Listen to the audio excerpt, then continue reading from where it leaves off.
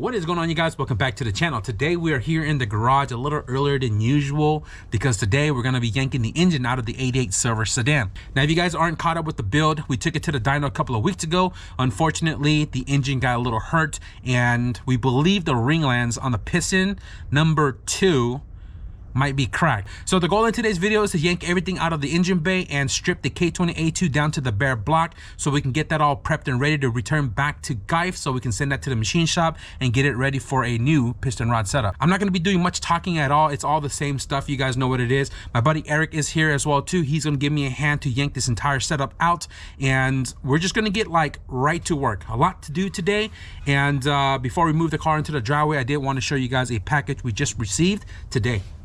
I already got words that the Y&S piston has landed and it should be here in about 2 or 3 days. And today we got the package from Max Petting Rod. We got the K20A2 H-beam connecting rods. If you guys don't know, Max Petting Rod offers rods for a bunch of different engines.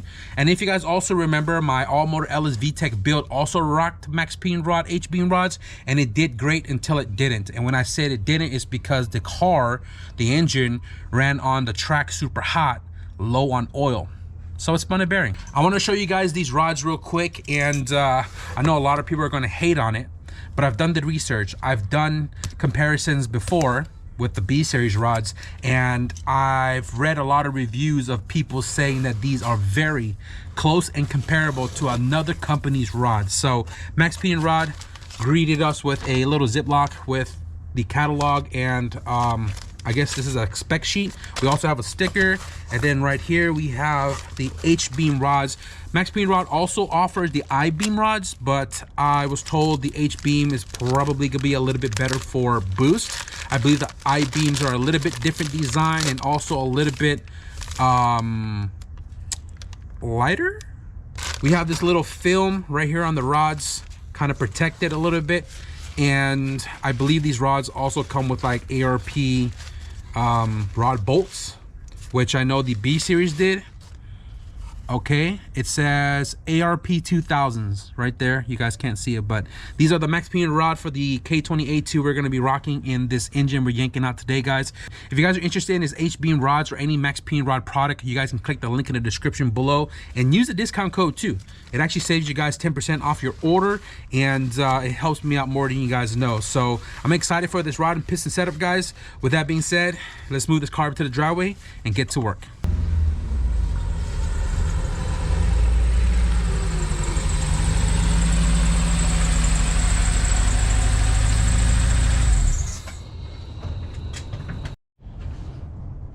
Oh, she is puffing.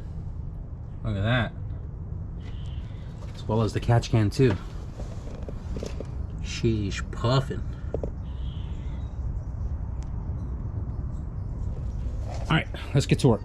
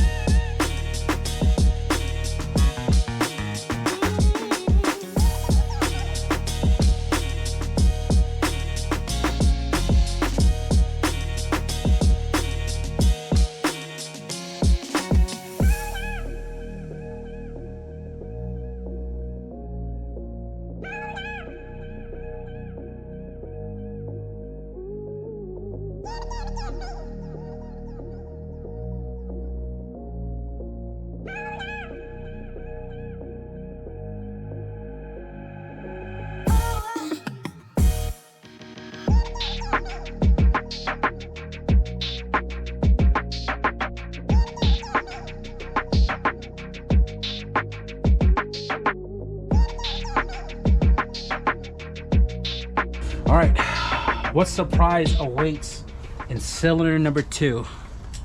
We about to find out.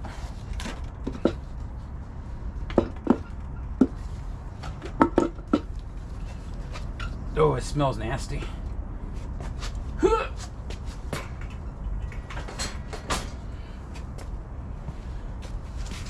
Huh. Oh, look at that. Melted. You good? Check it out. Bro, that piston is like freaking shrunk, dude. Oh, wow. How's the wall? It's rough. Like it feels like sandpaper. Oh, I touch it right here.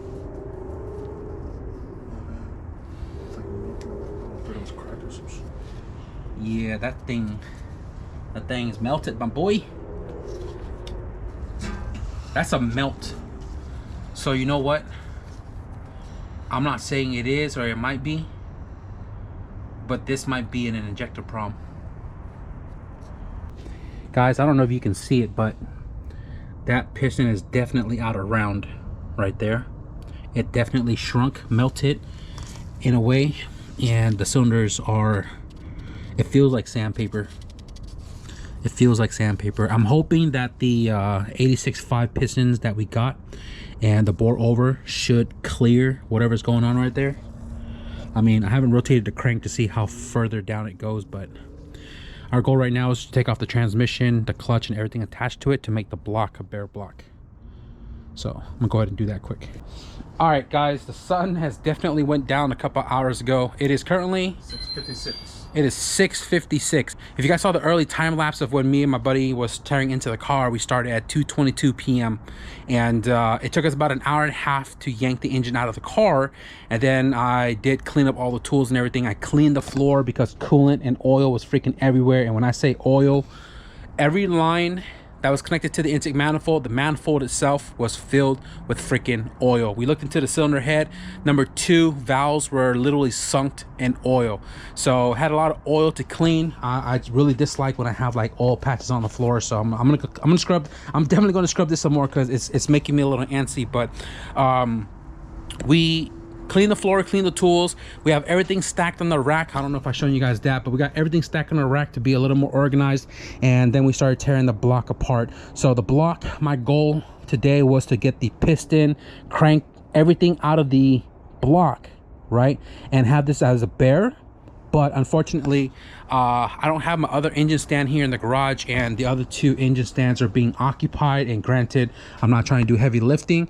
We decided to not take these engines off the stands and use that for tearing that block apart. So the oil pan is still on, piston, crank is all still in there. I think it's not a big issue, but definitely gonna need some help to put this into the car before I take it over back to my tuner. But block is bare for the most part, aside from the oil cooler. Transmission is gonna sit right there, clutch, cylinder head, all the turbo components, everything is kind of sort of organized. And that's all we wanted to do today, making some sort of progress.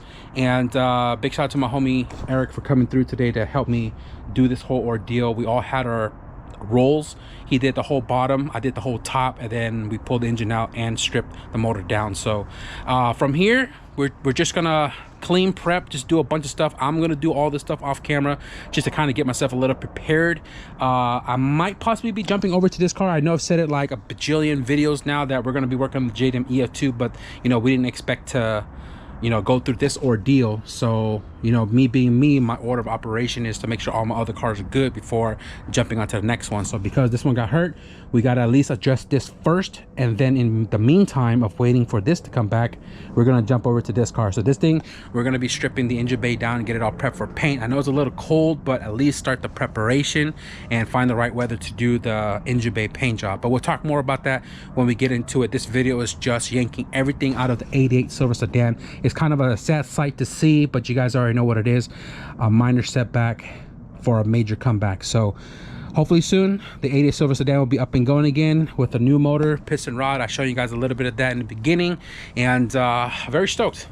I'm very stoked because, you know, we got to keep our head up high and move in the right direction, and that's what we're doing. So as far as this video goes, man, we're gonna wrap it up right here. It's getting hella cold, huh?